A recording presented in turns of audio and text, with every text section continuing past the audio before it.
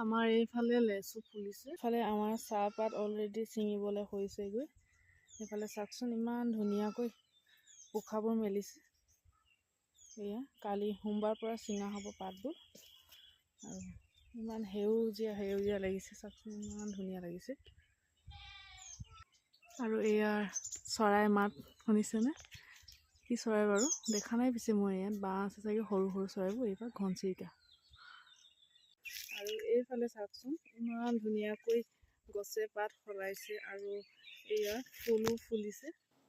যিহেতু আমাৰ এতিয়া বিহু আহিছে আৰু গছে পাত সলাইছে আৰু ফুলো ফুলিছে, কপৌ ফুলিছে। আৰু এইবোৰ সলালে নিশ্চয় আমাৰ বিহু বিহু লাগে, হয়নে? আৰু মই এই গছে পাত সলোৱা আৰু ফুল ফুলাৰ এটি মই বিহুৰ যোজনা গাবলৈ মন গৈছে। আগতে যিহেতু বিহু নাচিছিলোঁ, সেইকাৰণে গাবলৈ ওলাইছোঁ। যদি ভুল ভ্ৰান্তি হয় আপোনালোকে ক্ষমা কৰিব দেই। দৰে বহুত বছৰে হ'ল তেনেকৈ গোৱা নাই, গাব মন গৈছে কাৰণে এটি গাইছোঁ। আৰু সঁচাকৈয়ে চাৰিওফালে যেতিয়া সেউজীয়া হৈ থাকে, মনবোৰ সঁচাকৈয়ে বহুত ভাল লাগে, বহুত ভাল লাগিছে। আৰু মই এটি যোজনা গাব লৈছোঁ দেই। আপোনালোকে শুনি কিনে নাহাঁহিব আৰু মাতটো কি হয় বুলি। মোৰ মাতটো ইমান ভাল নহয়, তথাপিতো আগতে বিহু নাচিছিলোঁ যেতিয়া নেকি, সেইটো কাৰণে গাব মন গৈছে। ও জাহানো ও জাহানো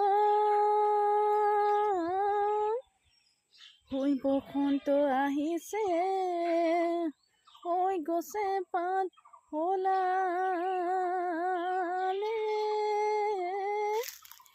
ঐ কপৌ ফুল ফুলিলে,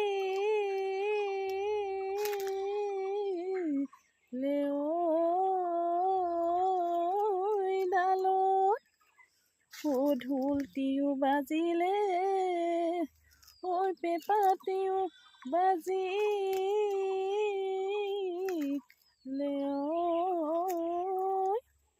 ঐ বিহু বিহু লাগিছে, গাতে সমনীয়া, বিহু বিহু লাগিছে গা। এয়া বিহু বতৰত যিহেতু বিহু অলপ নাগালে মনটো ভাল নালাগে, সেইটো কাৰণে গাই দিলোঁ। যদি ভাল লাগে আপোনালোকে ভাল এটা কমেণ্ট দিব, যদি বেয়া লাগে বেয়াকৈ নক'ব, কিন্তু